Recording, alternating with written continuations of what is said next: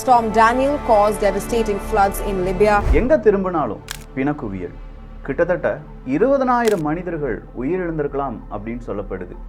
அதற்கு என்ன காரணம் அப்படின்னு பார்த்தா ஒரே ஒரு புயல் அப்படின்னு சொல்றாங்க. அந்த புயலுடைய பெயர் டேனியல். ஆனால் டேனியல் அப்படிங்கிற ஒரு புயல் மட்டும்தான் இதற்கு காரணமா? லிபியாவில் ஏற்பட்ட இந்த பெருவெள்ளத்துக்கு காரணமா அப்படின்னு பார்த்தா இல்லை. அங்கே நிறைய மறைக்கப்பட்ட இல்லை மேற்குலகம் சொல்லாத பல காரணங்கள் இருக்கு. அந்த காரணங்கள்லாம் தெரியும் போது ஆப்பிரிக்க நாட்டெல்லாம் சும்மாவே விட மாட்டீங்கல்ல அப்படிங்கிற கேள்வியை நாமளே கேட்கலாம். ஸோ மேற்குலக நாடுகள் அவங்களுடைய ஒரு ஆசைக்கு இணங்க அவங்க என்ன நினைக்கிறாங்களோ அதை மட்டுமே பார்க்கக்கூடிய, அதை மட்டுமே பேசக்கூடிய ஒரு உலகத்தை உருவாக்கிட்டு இருக்காங்க. அதிலிருந்து தமிழ் பொக்கிஷம் கொஞ்சம் டிஃபராக இருக்கு. நாம் தனியாக லிபியாவில் நடந்த அந்த ஃப்ளட், அதுக்கு பின்னாடி இருந்த காரணம், அதனால் ஏற்பட்ட உயிரிழப்புகள், இது மாதிரியே இன்னும் எத்தனை நாடுகளை காவு வாங்க போகிறாங்க அப்படிங்கிற பல டீட்டெயில்ஸை இந்த ஒரு பதிவில் பார்க்க போகிறோம். அன்பு தமிழஞ்சங்களுக்கு தமிழ் பொக்கிஷத்தின் வணக்கங்கள்.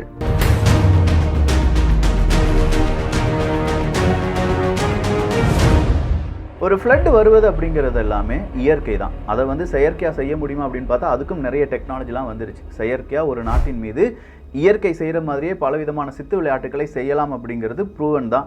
இன்றைக்கி நம்ம ஊரில் மட்டும் இல்லை, பல நாடுகளில், சவுதி அரேபியா உட்பட பல அரபுலக நாடுகளில் கூட செயற்கை மழை அப்படிங்கிறதெல்லாம் கொண்டு வந்துட்டு இருக்காங்க. சரி, இப்போ லிபியாவில் ஏற்பட்ட அந்த பிரச்சனை என்ன? செப்டம்பர் 11, 12 2 தினங்கள் பெரிய மழை அப்படிங்கிறது கொட்டோன்னு கொட்டுது. மழை மட்டும்தானா அப்படின்னு பார்த்தா இல்லை, காற்று 80 கிலோமீட்டர் ஸ்பீடுக்கு வீசிக்கிட்டே இருக்கு. ஸோ மழையுடன் சேர்ந்த ஒரு புயல் இப்படிலாம் வரும்போது அங்கே இருக்கக்கூடிய மக்கள் பயப்படுறாங்க. நம்ம நாட்டுக்கு ஃப்ளட் வந்துருமோ, பெருவெள்ளம் வந்துருமோ அப்படிங்கிற பயம் ஏற்படுது. அந்த பயம் கொஞ்சம் நேரத்திலேயே உண்மையாக மாறுது. திடீர்னு சவுண்ட், அங்கங்கிருந்து சப்தம் கேட்கிறது. 2 நகரங்களை காணவே இல்லை. பல குட்டி நகரங்கள், சுத்தமாக இருந்த இடமே தெரியல அப்படின்னு சொல்லி கூகுள் மேப்லாம் எடுத்து பார்த்தோம்னா, முன்னாள் அந்த ஃப்ளட் வர்றதுக்கு முன்னாடி, ஃப்ளட் வந்ததுக்கு பின்னாடி அப்படின்னு சொல்லும்போது, ஃப்ளட் வந்ததுக்கு பின்னாடி வெறும் மணல் திட்டுகள் மட்டும்தான் இருக்குது. அங்கே பில்டிங் இருந்துச்சுன்னு சொன்னால் நம்ப முடியாது. அங்கே தான்ப்பா கார் பார்க்கிங் இருந்துச்சுன்னு சொன்னால் அதுவும் நம்ப முடியாது.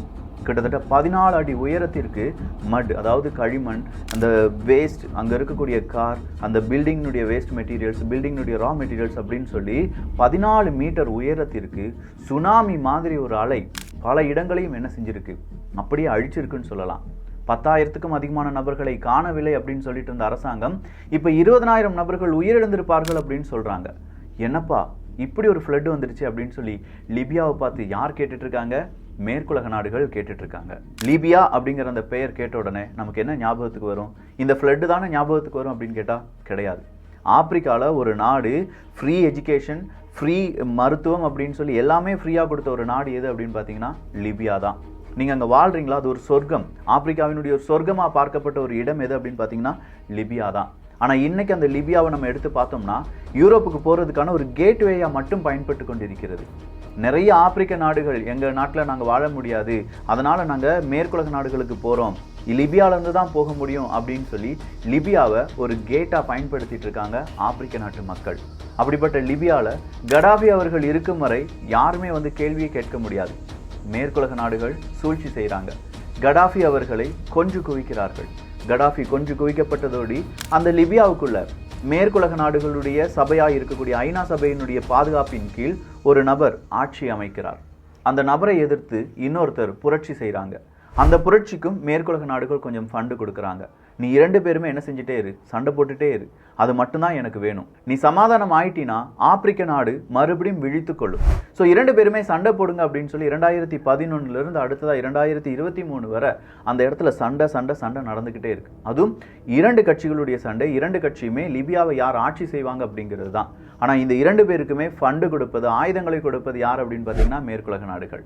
அவங்க அப்படியே காய் நகர்த்திட்டு இருக்கும்போது தான் போன மாதம் ஒரு பேப்பரை அங்கே இருக்கக்கூடிய விஞ்ஞானிகள் என்ன செய்கிறாங்க, நிறைய ஆய்வுகள் நடத்தக்கூடிய நபர்கள் அப்படியே ரிலீஸ் பண்ணுறாங்க. இந்த ஆய்வறிக்கை அப்படின்னு சொல்லும்போது எந்த யூனிவர்சிட்டி வழி வந்தது அப்படின்னு கேட்டிங்கன்னா ஒமர் அல் முக்தார் யூனிவர்சிட்டி தான். இந்த ஒமர் அல் முக்தார் யூனிவர்சிட்டியில் ஆய்வறிக்கையில் என்ன சொல்லியிருக்காங்கன்னா 2 அணைகள் ரொம்ப வீக்காக இருக்குது. இந்த 2 அணைகள் வீக்காக இருக்கிறது மட்டும் இங்கே பிரச்சனை கிடையாது. ஒருவேளை ஃப்ளட்டு, பெருவெள்ளம் பெரிய அளவில் இங்கே ஒரு சூறாவளிலாம் வந்துருச்சுன்னா நம்ம நாட்டில் இருக்கக்கூடிய கட்டமைப்பால் நம்ம நாட்டை பாதுகாக்க முடியாது, கொஞ்சமாக விழித்து கொள்ளுங்கள் அப்படிங்கிறது தான். இந்த ஆய்வறிக்கையை சப்மிட் பண்ணது மட்டும் கிடையாது, இந்த ஆய்வறிக்கை ஐநா சபைக்கு அனுப்பி வைக்கிறாங்க. ஏன் ஐநா சபைக்கு அனுப்பி வைக்கணும்? ஏன்னா ஐநா சபை தான் ஃபுல் கண்ட்ரோல், லிபியாவினுடைய மேக்சிமம் கண்ட்ரோல் இப்போ அவங்க கையில் தான் இருக்குது. ஐநா சபையினுடைய ஆட்சி தானே இங்கே இருக்குது அப்படின்னு சொல்லி எல்லாருக்குமே தெரியும், மேற்குலக நாடுகள் எல்லாருக்குமே தெரியும். ஆனால் அவங்க என்ன நினைக்கிறாங்க, இல்லை அது அழிஞ்சாலும் பரவாயில்லை. கடைசியாக இந்தியாவை சார்ந்த ஒரு பெண் 23 வயசு அமெரிக்காவினுடைய காவல்துறை அதிகாரி அவர் ஓட்டிட்டு வந்த வாகனம் 114 km/h அப்படிங்கிற ஸ்பீடில் வந்து அந்த பெண்மணி மீது மோதுது. அந்த பெண்மணி கீழே விழுந்து இறந்துடுறாங்க. இது ஜனவரி மாதம் நடக்குது. செப்டம்பர் மாதம் பாடி கேமினுடைய வீடியோ ரிலீஸ் ஆகும்போது, ஆமாம் நான் ஒரு பெண்ணை அடித்து தூக்கிட்டேன், அந்த பெண் செத்துட்டா, உடனே சிரிக்கிறானுங்க. அந்த அமெரிக்காவினுடைய காவல்துறை அதிகாரிகள் சிரிக்கிறாங்க. அப்படி சிரித்தது மட்டும் கிடையாது, அவங்க வந்து ஒரு நார்மல் பர்சன் தான், ஒரு லோ வேல்யூ தான் அவங்களுக்கு அப்படிங்கிற மாதிரிலாம் பேசுகிறாங்க. ஸோ நம்ம நாட்டை விட்டு இன்னொரு நாட்டுக்கு போகும்போது நம்முடைய வேல்யூ, நம்ம உயிருடைய வேல்யூ கூட அங்கே குறையுது அப்படிங்கிறத நம்மளால் பார்க்க முடியுது. இந்த மாதிரி மேற்கத்திய நாடுகளுடைய அந்த மனிதர்களுடைய மனப்பான்பு எப்படி இருக்குன்னா, அவங்க மட்டும்தான் ஃபர்ஸ்ட் கிளாஸ் பர்சன்ஸ், மீதம் இருக்கும் எல்லாருமே தேர்ட் வேல்யூ பர்சன்ஸ், அவங்களுக்கு வேல்யூவே கிடையாது அப்படிங்கிற மாதிரி லிபியாவும் அவங்க என்ன செஞ்சுட்டாங்க, ஒதுக்கி வச்சுட்டாங்க. இந்த டேமில் செய்யப்பட வேண்டிய எந்த விதமான கட்டமைப்புகளோ இல்லாட்டி அதை சரிப்படுத்துறதோ செய்யலை. 2-3 வருடங்களாக அந்த டேமை தொட்டு கூட பார்க்கல அப்படின்னு சொல்கிறாங்க.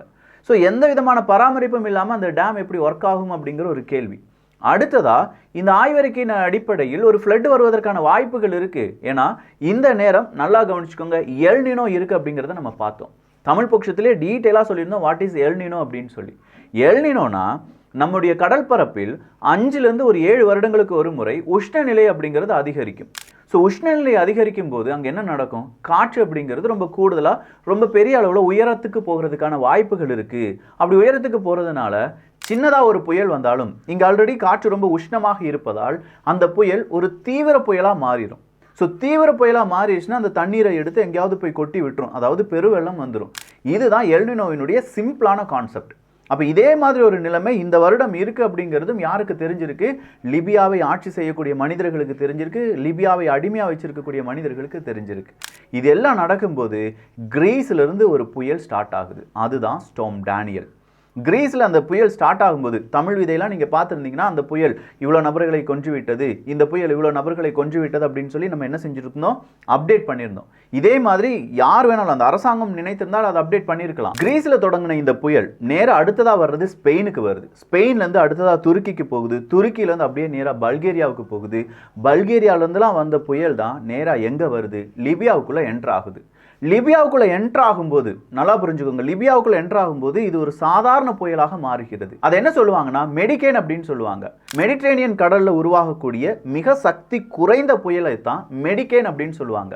ஸோ இது ஒரு மெடிகேனாக மாறிடுச்சு. மெடிட்ரேனியன் சீல ஒரு மெடிகேன் புயலாக மாறி இருக்கக்கூடிய இந்த டேனியல் புயல் லிபியா கிட்ட வரும்போது லிபியாவினுடைய கடல் மட்டம், அந்த கடல் மட்டத்தில் ஏற்பட்ட உஷ்ணநிலை மாற்றம் 2லிருந்து 3 டிகிரி செல்சியஸ் உயரமாக இருக்கு, ரொம்ப கூடுதலாக இருக்கு. அப்படி கூடுதலாக இருக்கிறதுனால காற்று அங்கே ஈஸியாக யார் ஆக்சஸ் பண்ணுது, இந்த புயல் ஆக்சஸ் பண்ணுறதுனால அதிதீவிர புயலாக மாறுது. அப்படி அதிதீவிர புயலாக மாறுறதுனால மேகங்களை எங்கே இழுத்துட்டு வருது, நேராக லிபியாவுக்குள்ளே இழுத்துட்டு வருது. அப்படி இழுத்துட்டு வர்ற மேகங்களில் நிறைய தண்ணீர் இருக்குது, அது கொட்டி தீர்க்கிறது. எவ்வளவு தண்ணீர் கொட்டி தீர்த்தது, அடுத்ததான் நம்மகிட்ட இருக்கக்கூடிய கேள்வி. அல் பயடா அப்படிங்கிற ஒரு இடம், அந்த இடம் டெர்னா அப்படிங்கிற அந்த சிட்டிக்குள்ளே தான் இருக்குன்னு வச்சுக்கோங்களேன். அங்கே கிட்டத்தட்ட 21.4 இன்ச்சஸ் ரெயின் அப்படிங்கிறது ஒரு ஆவரேஜாக ஒரு வருஷத்தில் வரும், 21.4 இன்ச். ஆனால் செப்டம்பர் 10 செப்டம்பர் 11 இந்த மழையின் போது அங்கே பெய்த மழையினுடைய அளவு 414.1 மில்லிமீட்டர் அளவுக்கு, அதாவது 16 இன்ச் மழை பெஞ்சிருக்கு. நார்மலாக ஒரு வருடம் முழுவதுமே 21 இன்ச் தான் மழை பொழியும், 2 தினங்களில் 16 இன்ச்சஸ் மழை பொழிந்திருக்கிறது. அடுத்ததாக டெர்னா அப்படிங்கிற இடத்துல செப்டம்பர் மாதம் 1.5 மில்லிமீட்டர் அளவுக்கு தான் மழை பெய்யும். ஆனால் அந்த 2 தினங்களில் 150 மில்லிமீட்டர் மழை பெய்திருக்கிறது. 150 மில்லிமீட்டர் மழை பெய்த அந்த மழை எல்லாமே டெர்னா அப்படிங்கிற அந்த சிட்டியில் பெய்தது அப்படின்னு சொல்கிறத விட அந்த டேம், டெர்னாவில் ஒரு டேம் இருக்குது, அந்த டேமில் அனைத்து தண்ணீரும் வருது. அந்த டேமை தான் சரியாக இவங்க அரசியல் சண்டைகளாலும் இன்டர்நேஷ்னலில் லிபியா அப்படிங்கிறது ஒரு அடிமையாக பார்க்கப்படுது, அங்கேருந்து அகதிகள் மட்டும்தான் இருக்காங்க, அவங்களுக்கு நம்ம உதவியே செய்யக்கூடாது அப்படின்னு சொல்லி மேற்கத்திய நாடுகள் மறைமுகமாக தடை போட்டதுனாலும் அங்கே இருக்கக்கூடிய இன்ஃப்ராஸ்ட்ரக்சர் எதுவுமே சரிப்படுத்தப்படாதனாலும் அந்த டேம் என்ன செய்யுது, உடையுது. அந்த டேம் உடைஞ்சதோடி மறுபடியும் மழை பெய்யறதுனால அதிகப்படியான தண்ணீர் அந்த டேம்லேருந்து வெளியேறி அடுத்த டேமுக்கு வருது. அடுத்த டேமும் அதை என்ன செய்ய முடியல, அதனால் தாக்கு பிடிக்க முடியல. 2வது டேமும் என்ன செய்யுது, உடையுது. அப்படி 2வது அணையும் உடையும் போது தான் மக்களுடைய அந்த நகரங்கள் முழுவதுமா கிட்டத்தட்ட இந்த டெர்னா அப்படிங்கிற ஒரு நகரம் 10,000 15,000 மனிதர்கள் வாழ்ந்து இருக்கக்கூடிய பகுதியாக பார்க்கப்பட்டது. மனிதர்கள் வாழ்ந்த பகுதி. அதில் இன்னும் நிறைய மனிதர்கள் அகதிகளாக வந்திருப்பாங்க. நான் சொன்னேன்ல, யூரோப்புக்கு போகிறதுக்கு இது ஒரு கேட்வே மாதிரி. அப்போ அங்கே நிறைய அகதிகள், பல ஆப்பிரிக்க நாடுகள்லேருந்து வந்த மனிதர்கள் இருக்காங்க. அவங்களுடைய பெயரோ முகவரியோ இங்கே குறிப்பிடப்படாது. அவங்கள அக்கௌண்ட்லேயே சேர்த்துக்கிட மாட்டாங்க. அவங்க இறந்தவர்களுடைய பட்டியலில் கூட இருக்காது. அத்தனை நபர்களும் மண்ணோடி மண்ணாக புதைந்து போகிறார்கள். கிட்டத்தட்ட 16 பிரிட்ஜஸ் அப்படிங்கிறது உடையுது. 16 பிரிட்ஜஸ் மட்டுமா, 2000க்கும் அதிகமான பெரிய பில்டிங்ஸ் அப்படிங்கிறது ஒட்டுமொத்தமாக கொலாப்ஸ் ஆகுது அப்படின்னு சொல்றாங்க. ரெட் கலர்ல டாட்டடா காண்பித்திருக்கேன்னு பாருங்க. எல் ஈவாவா இருக்கட்டும், அல் பிலாதா இருக்கட்டும், அல் மஹரா இருக்கட்டும், அல் பேட்டினா இருக்கட்டும், அந்த ரெட் டாட் எல்லாமே பெருவெள்ளத்தால் பாதிப்படைந்த பகுதிகள். ஸோ அத்தனை பகுதிகளும் இப்போது பாதிப்படைந்து மனிதர்களுடைய வாழ்க்கை இல்லை முடிஞ்சிருச்சு அப்படின்னு சொல்ற அறிவிப்பு மட்டும் வருது. பெரிய பெரிய குழியை தோன்றாங்க. 3000 மனிதர்களுடைய உடல், 5000 மனிதர்களுடைய உடலை அப்படியே போட்டு மூடி மறைச்சி முடிச்சிடுறாங்க. இவ்வளோதான் ஆப்பிரிக்க நாட்டு மக்களுடைய வேல்யூ, அவங்களுடைய உயிரின் வேல்யூ அவ்வளோதான். இதே ஐரோப்பாவில் நடந்திருந்துன்னு வச்சுக்கோங்களேன், உலகம் முழுவதும் இதை பேசி முடிச்சிருப்பாங்கயா. அங்கேருந்து இங்கேருந்துலாம் பெரிய அளவு உதவிகள் வந்திருக்கும். இதுக்கான காரணம் என்ன, அந்த டேம் ஏன் சரி பண்ணல அப்படின்னு சொல்லி பல கேள்விகள் வந்திருக்கும். ஆனால் இது நடந்தது லிபியாவில், கடாஃபி இருந்த நாட்டில். மேற்குலகம் அழிக்க வேண்டும் அப்படின்னு சொன்ன ஒரு நாட்டில் இது நடந்ததால பரவாயில்ல, செத்துட்டு போகட்டும் அப்படின்னு சொல்லி விட்டு தள்ளிட்டாங்க. 2 டேம், 2 அணைகள் உடைந்தது அப்படின்னு சொல்லி பார்த்தோம். அப்பர் டேமை பொறுத்த வரைக்கும் 1.5 மில்லியன் கியூபிக் மீட்டர் அப்படிங்கிறது அதனுடைய ஹோல்டிங் கெப்பாசிட்டி. அடுத்ததா 2வது அணையினுடைய அந்த கெப்பாசிட்டி அப்படின்னு சொல்லும்போது 22.5 மில்லியன் கியூபிக் மீட்டர். ஒரு கியூபிக் மீட்டர்னுடைய வெயிட் அப்படிங்கிறது 1000 கிலோகிராம். 1.5 மில்லியன் கியூபிக் மீட்டர் அப்படின்னு சொன்னேன் பாருங்க, முதல் அணையினுடைய அந்த கெப்பாசிட்டி அப்படின்னு சொல்லி பார்க்கும்போது வெயிட் 1.5 மில்லியன் டன். அதே மாதிரி அடுத்ததாக இருக்கக்கூடிய அந்த அணையினுடைய தண்ணீர், அதிலிருந்து வரக்கூடிய கழிவுகள், மட்டு, கார், அங்கே நிப்பாட்டி வைத்திருந்த எல்லா வாகனங்களும் சேர்த்து வெயிட் கூடி அப்படியே வெடித்து சிதறுகிறது.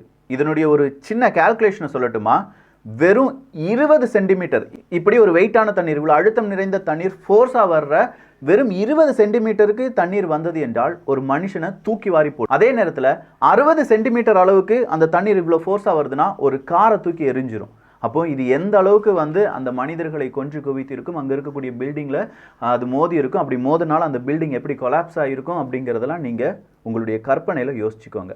இதெல்லாம் நடந்து முடிஞ்சிருச்சு. லிபியாவில் ஏற்பட்ட சோகமும் அதற்கு பின்னால் இருந்த உண்மையான காரணமும் இது ஒரு கிளைமேட் சேஞ்ச் தான் அப்படின்னு சொல்லி சர்வசாதாரணமாக கடந்து செல்லக்கூடிய மேற்கத்திய நாடுகள் மத்தியில் உண்மை வேறொன்றும் இருக்குது. அந்த டேம் சரியாக இருந்தது அப்படின்னாலோ, இல்லை அங்கே இருக்கக்கூடிய இன்ஃப்ராஸ்ட்ரக்சர் சரியாக இருந்தது அப்படின்னாலோ, இல்லை பெரிய அளவில் ஃப்ளட்டு வரும் அப்படிங்கிற ஒரு எச்சரிக்கை கொடுக்கப்பட்டிருந்தாலோ, உங்களுடைய புயல் தீவிரமடைந்து விட்டது, கடலோரமாக இருக்கக்கூடிய இடங்கள் எல்லாத்தையும் காலி செஞ்சுட்டு போங்க அப்படிங்கிற சரியான அரசாங்கம் இருந்திருந்தது என்றாலோ இத்தனை மனிதர்கள் இறந்திருக்க மாட்டாங்க. அஜாக்கிரதை தான். ஆனால் மேற்குலக நாடுகளுடைய அஜாக்கிரதை. இதை பற்றி யார் பேச போகிறாங்க? லிபியாவில் நடந்த உண்மை சம்பவத்தை உங்கள் முன்னாடி நான் சொல்லிட்டேன். இதுக்கு பின்னாடி எனக்கு தெரியாமல் ஏதாவது உண்மைகள் இருந்தது என்றால் உங்களுடைய கருத்துக்களாக இங்கே பதிவு செய்யலாம். இல்லைப்பா, இதை 4 பேருக்காவது நம்ம சொல்லி புரிய வைக்கணும், இப்படிலாம் நடந்துட்டு இருக்கு அப்படிங்கிறது தெரியணும், நாம் ரொம்ப சேஃபாக இருக்கும் அப்படிங்கிறது இங்கே இருக்கக்கூடிய மக்கள் உணர்ந்து கொள்ள வேண்டும் அப்படின்னு நீங்கள் நினச்சிங்கன்னா உங்கள் நண்பர்களுக்கு, உறவினர்களுக்கு இதை பகிரலாம். நல்லதை பகிர்ந்து ஷேர் பண்ணி நல்ல சமுதாயத்தை உருவாக்குவோம். நன்றி, வணக்கம்.